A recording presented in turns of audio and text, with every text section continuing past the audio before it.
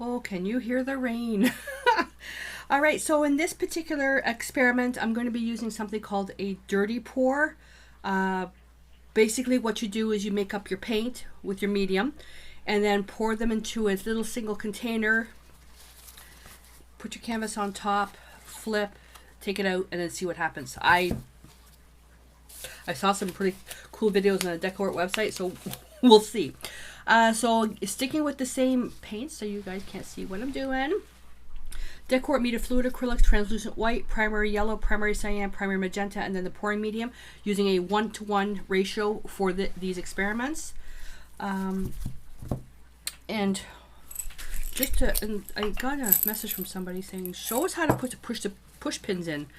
And I mean, it's not hard. It's just taking the pin and just pushing it. I mean, you can use a hammer as well, but the goal, the thing that you really need to is you have to make it even. So if you're doing a large piece, like these are experiments, so I don't care.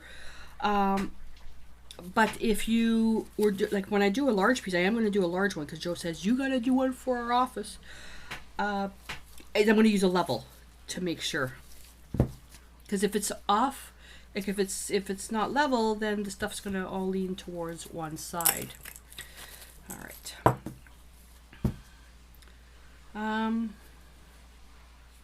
I guess it doesn't really matter what colors I put in first. So they're all mixed up.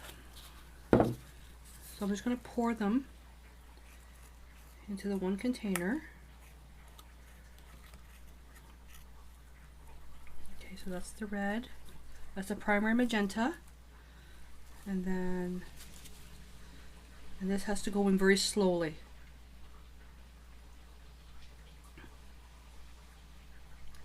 I'm not going to put it all in there because that's going to be really overpowering. And then the yellow.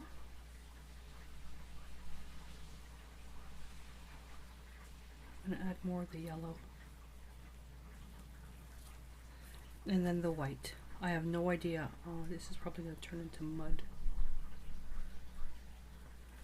All right. And I should be using a tray for this. So you're supposed to... Hang on, I'm gonna be ready. I'm gonna be ready.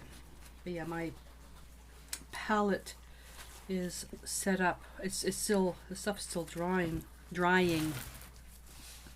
I think it's time for me to go to National Grocers and buy a butcher tray. One of those pans that go underneath the washing machine. Okay, so on top, and then, oh, I can just see me right now. This is going to be really awkward.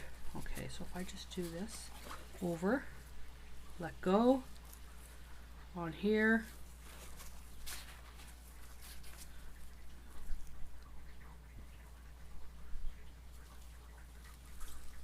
is that what it's supposed to look like? That's freaking cool. Look at all the little nebulas in there. The term I think is supposed to be cells. I like calling them nebulas. That's cool.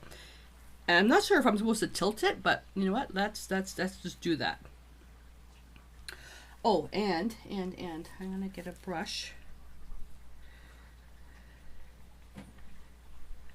I'm going to, just for encouraging. I find that the corners are little buggers. I don't think I did enough painting in. So if you guys are calling out on the experts out there for pouring, like is there a particular ratio, like for the amount of paint? Like I hate wasting paint. I mean, I can take this stuff and put it into another container. Oh, I don't want to lose that stuff. Then the other thing I can do is just take a brush and just to get, because paint seeks out wet paint, and now it'll actually pour much nicer. Okay, so let's see if it looks like dry. This is really freaking cool. It gets to a point where I like that but I know if I'm going to keep mucking with it, I'm going to lose it.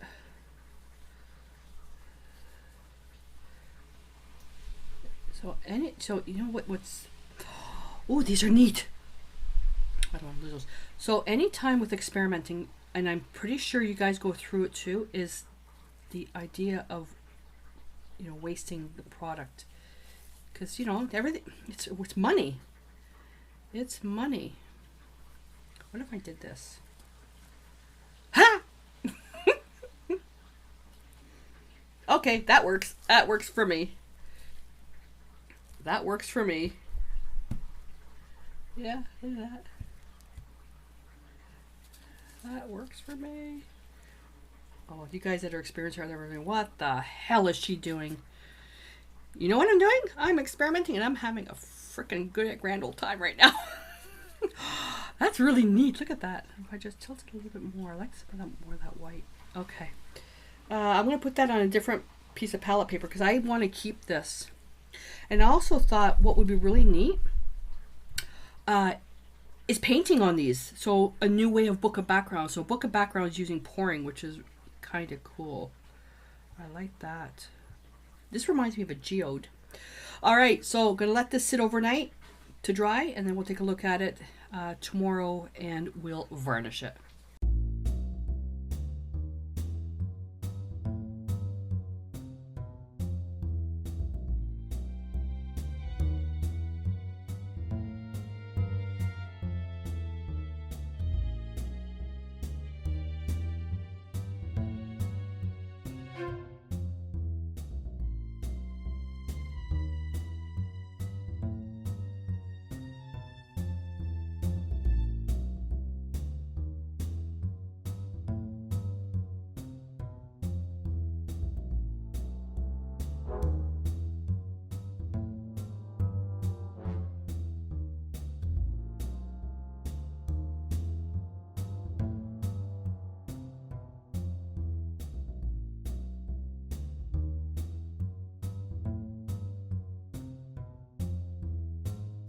Guess what? I have the windows open. It's really early in the morning. I mean, it's so quiet. We had a break in the temperature. Having the windows open, my allergies are acting up. All right, so I'm going to try to be quiet because it's going to be hot. I'm going to watch on in about an hour or so. Let's get down to the table and let me show you what it looks like now that's dried. Absolutely beautiful. I see a little bit of shine in there. Really nice. All the way to the edge. I'm going to be doing another video showing the varnishing of this. And then through experimentation, I contacted DecoArt. Personally, for me, I'm not a fan of using the top coat, so I'm going to show the other methods that I've used. They're all dried. It took a while to dry. But this is becoming fun. I'm starting to really like this. And I can see potential of not just creating art like this, but creating pieces like this to act as backgrounds. Because I know that from getting a lot of emails from you and from the students in the community, where a lot of you are getting stuck with the blank canvas syndrome or the white page syndrome. And the easiest thing I can tell you is just throw a background in there and then you go, yeah, okay. But creating these pours is really cool. Now, there are DIY recipes out there for creating the mediums and stuff like that. That's fine. You experiment with that. So between the experimenting I'm doing, I'm kind of liking where I'm going with this other than the top coat. So I'm going to leave you with that. So let me know what you think of the piece. The colors aren't quite me, but I could picture this. Any of these backgrounds could be great for portraits, or even, you know, cut them up into small pieces, which I'm going to show in another video. So let me know what you think. Any tips or techniques that you have for doing pours, or even better yet, what are your DIY recipes for your mediums to mix with your acrylic paints? That way we can learn from each other. Alrighty, so I'm going to leave you with that. I'm going to quietly get ready for the next video, and until I see you then, stay inspired.